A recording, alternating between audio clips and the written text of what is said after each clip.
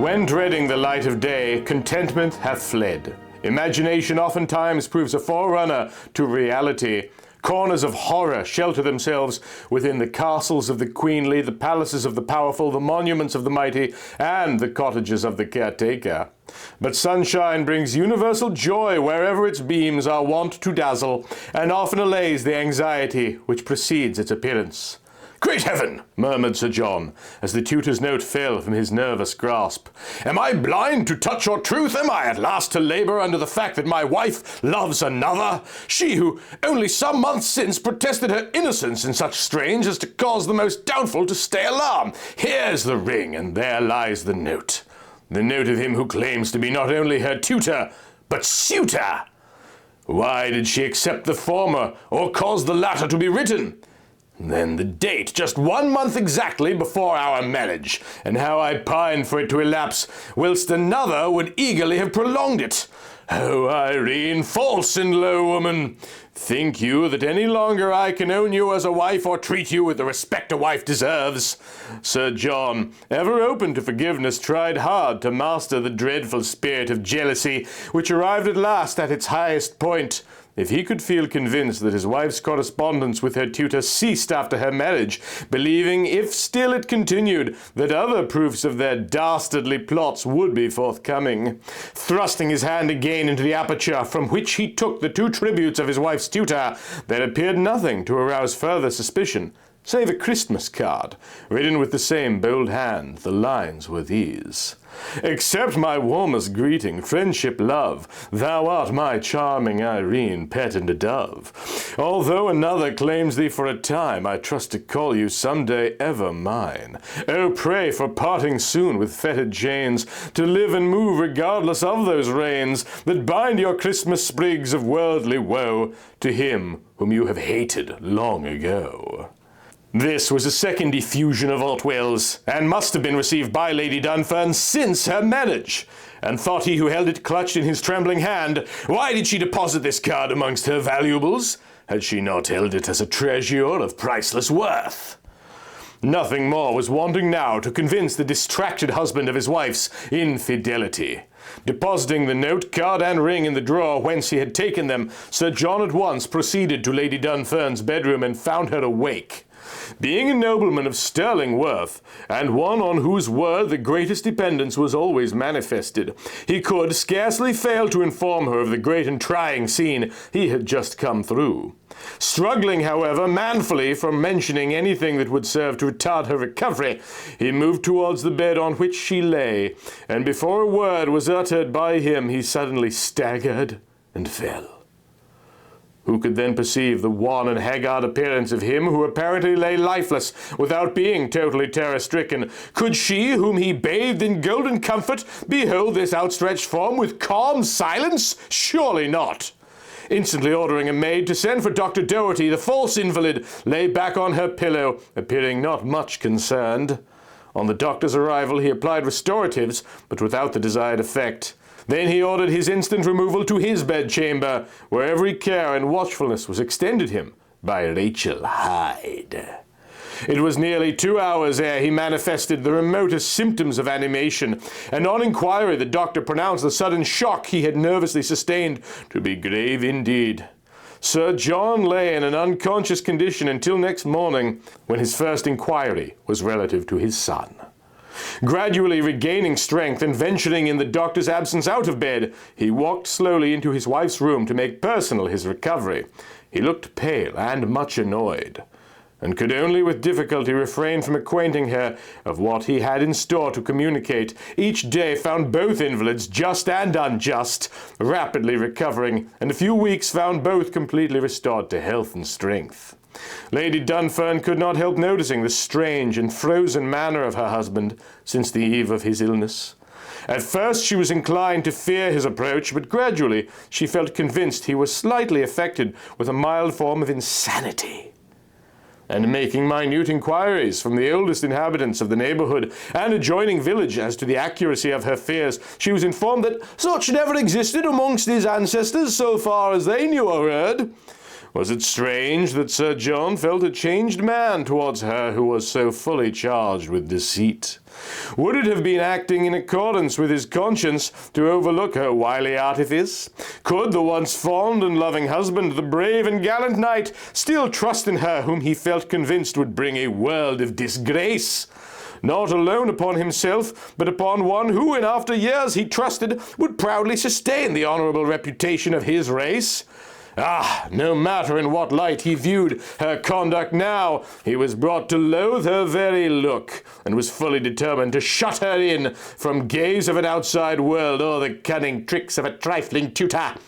He was resolved, so far as lay in his power, to treat her with the conduct she merited, and never again allow himself to be persuaded to postpone the visitation of his anger by her villainous, pitiful appeals. After serious thought, Sir John began to act. He was inclined to think delay would be dangerous, and on approaching his breakfast table one morning soon after his recovery, he hinted to his housekeeper that he wished a private interview with her after his morning repast. This Rachel punctually obeyed. Seeing her master's trembling hand twitch the tips of his beard, she feared something dreadful must surely be disturbing his peace of mind, and commanding her to lock the door, lest they should be interrupted, he informed her of all that had happened. Rachel, ever ready to sow doubt in the mind of her master regarding his wife, manifested her want of surprise by relating some incidents which occurred under her notice. Nothing, however, monstrous could astonish Sir John at this time regarding his wife's movements, and informing Rachel of his intention, he ordered the key of one of the rooms that yet had been shut against the entrance of Lady Dunfern.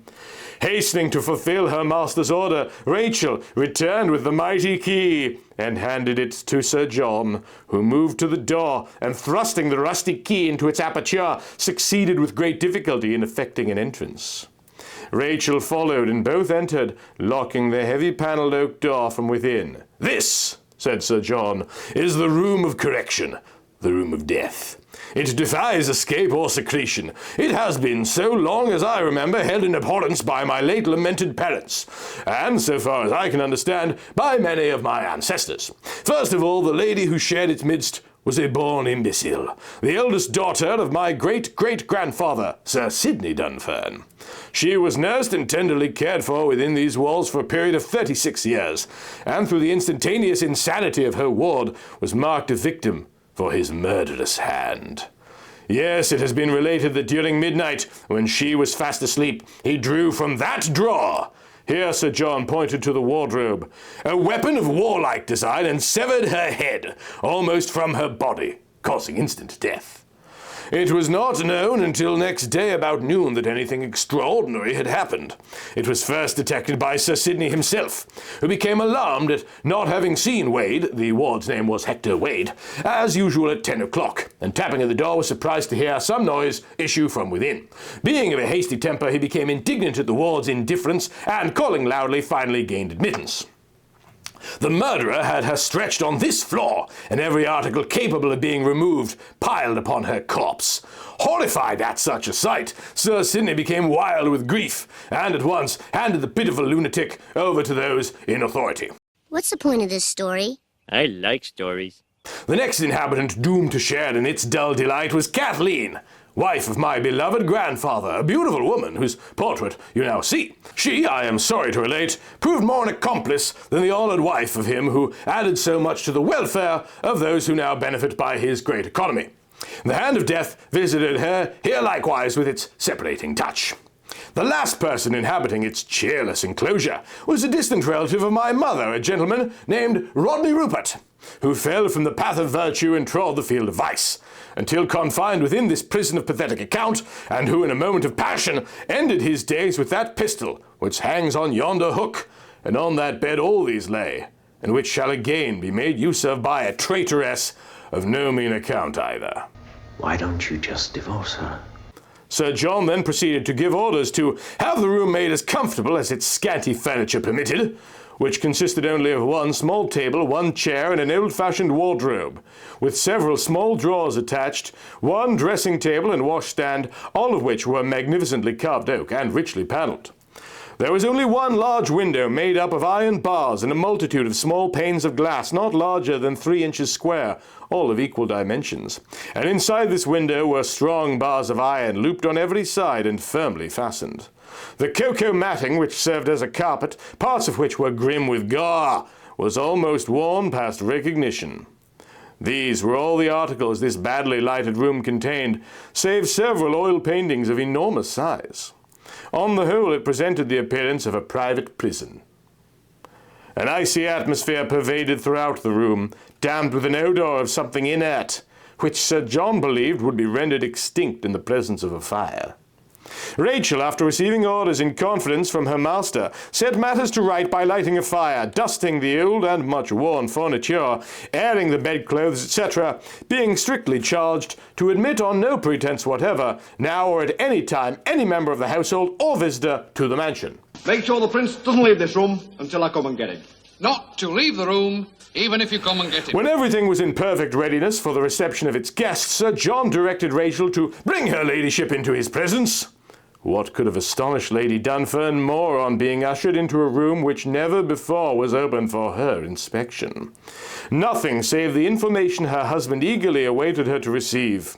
On being informed of her vast deception, which was proved beyond doubt, and to which she felt wholly incompetent to reply, she was absolutely dumbstricken. It required no further questioning now concerning her husband's recent strangeness of manner and rigid coolness with which he was forced to treat her whom he scorned to call wife. "You, madam," said he, "have by your conduct both before and after marriage forced me to keep you a prisoner within these walls so long as you live or I exist. You have not failed to act the infamous by kissing me with the lips of a Judas. You have at last plunged me into deepest disgrace, not alone me, but him whom you should have been liberated to succor and chastise. Mocking wretch, your foul deeds shall have plenty of scope here for improvement, and a prisoner you shall be during the remainder of your life." Sir John, without another word, glided from before the presence of her who once was treated as a goddess by him, and turning the great key that locked her forever from his view, handed it to Rachel, who was to have sole admittance to and full charge of his wife. When left to herself in the ghostly and spacious closet of crippled right, which until now she never dare approach, Lady Dunfern, instead of showing signs of grief, which Sir John felt assured must burst from its mind, gloried in being aloof from the occasional rebukes to which she was subject, whilst occupying the rooms free to her access. She would now have full opportunity of guiding her thoughts of self-advantage and disadvantage. She felt free to try and act as she in any case could have done, regarding very little the shame brought on her husband by her intrigue with the tutor, whom she simply idolized, never once casting a thought on her infant, knowing well it would be passionately cared for. Oceans of thought took hold on her as she vacantly viewed the damp and darkened walls of her monstrous cell, now and then moving forward to inspect the many paintings of great and historic worth, which hung from their lofty support, mostly all more or less resembling him who probably should ere long add to their number. Lady Dunfern allowed the weeks and months to pass unheeded, until afforded ample opportunity of resorting to some means that might not alone free her from such death-like surroundings, but snap the chain of obligation in two which presently connected her with a husband she cared not for. She longed for the hour of flight from the dismal shelter under which she was doomed to dwell. She yearned for the days that had fled, and more so for her who had shared in their pleasure. She pined for him whom she so long lived to adore, and hesitated not to do so still.